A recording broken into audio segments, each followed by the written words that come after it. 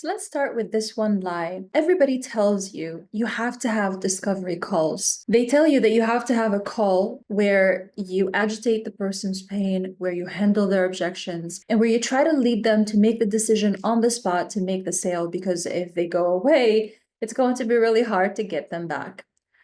Listen, if people really want to work with you, if you have a strong offer that people are interested in and you're speaking to the right people, by the time they make it to the call, they're already interested in working with you and they just have a couple of questions. Literally, for years, I have not done this. Years, I have not done any objection handling calls. None of the trying to understand like what their fear is and then saying the thing that's going to magically unlock their wallet and get them to pay. I haven't done any of that. I just have a 15-minute call and I'm very clear that you're booking it to ask me questions about my programs because you're interested in buying. That's it. And in fact, I could probably just remove it and ask people to send me their questions by email, but I find it's easier for me to get clarity a lot of times when I speak to a person directly instead of all the back and forth. But what about trust? What about knowing you? Like, they can't just wire money on the internet to somebody they don't know.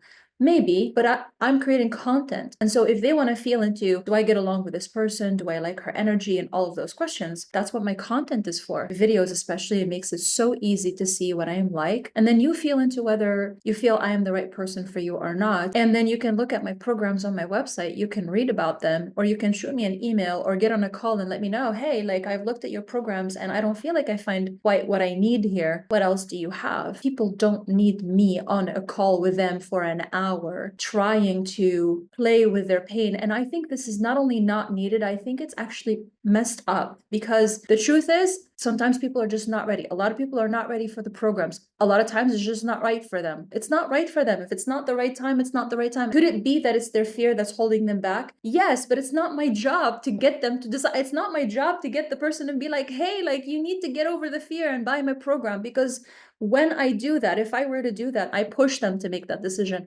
And if I have to push them to make that freaking decision, what other decisions do I have to push them to make? And so you have to trust that the person's timing is going to come. If it's right for them, they will work with you. If it's not right for them, or it's not the right time or timing for them, just let them go. Somebody else will come. Somebody else will be a great client for you, and they will either come back when the time is right, or they will just find somebody else who's more suitable for them, and everybody is happy. Am I leaving money on the table? Yes, but it's money I don't want. I don't want that money if it's going to come with that kind of headache. So you don't have to do discovery calls. There's nothing I'm going to tell you on a discovery call that I can't tell you on a sales page. There's nothing I'm going to explain to you on a call that I can't put on a product page or on my website. Yes, in the beginning, when you don't know who you're talking to as much and you're trying to get more market research, I think there is a benefit in having calls, but just to actually, even then, it's not a I'm going to pounce on you and try to get you to buy my stuff kind of call. It's more of a, I'm genuinely trying to understand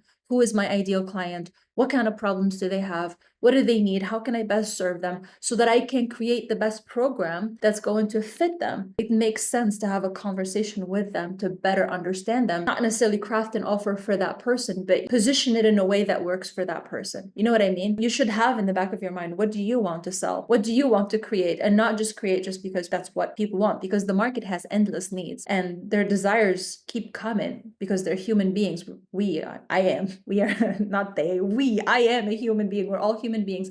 Our desires don't stop. So I have a desire. If that desire is fulfilled tomorrow, you better believe there's going to be another desire, another problem, another desire. It's awesome. It's great. It's part of being alive. We want things and we pursue things. And those of us who are in business create solutions and create things that help people fulfill those desires and solve these problems. You have to decide for yourself what is it that you want to create. I don't know. I went off a tangent there, but the point is, discovery calls are not necessary. Sales calls are not necessary. You do not have to handle people's objections. You do not have to convince anybody. We're not in the business of convincing people to work with us. We're not in the business of convincing people to work with us. We are not in the business of convincing people to work with us.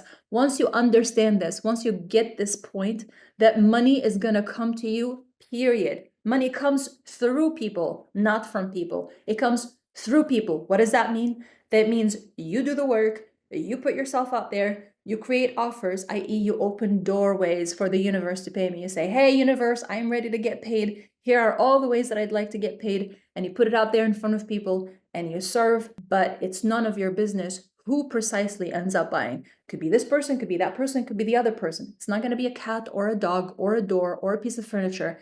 For sure, it's going to be a human being, but you don't know which human being. So let that go. If it makes you happy to have discovery calls and you like to talk to people and you like to lead them through the decision, and it's your style to help them get over that fear and all of that, and be like, hey, come work with me or whatever, that's cool. If that's what you genuinely like to do. But if you don't want to do discovery calls and you don't want to do sales calls, by all means, give yourself permission to let it go. I assure you, if you have an offer that people want to buy, you almost couldn't stop them from buying it. You could have a website that says, don't buy my shit, fuck off, with a broken with a broken button, and they'll figure out a way to reach out to you and buy from you. I mean, obviously that's not what we're trying to do, right? We're not trying to make it more difficult. And that is hyperbole, what I just said. It is a bit of an exaggeration. But what I'm trying to say is that the offer is it. The focus on having a great offer that people want to buy, a compelling, attractive offer. Describe it well and help them answer any last minute questions, i.e. a quick 15-minute call or an email or a way for them to reach out to you to ask any questions. If they just need that reassurance, sometimes, a lot of times, I know I recognize this in myself too. Just last minute, I need to clarify a couple of things just to be sure. And sometimes people experience that. Yeah, sure, that's part of serving people. But yeah, you don't have to be on long calls with anybody. All right, that's it. That's the video. This could have been 3 minutes, but I just had to talk about all sorts of things because I can't wait. There's so much more I want to tell you. Lies, lies, lies.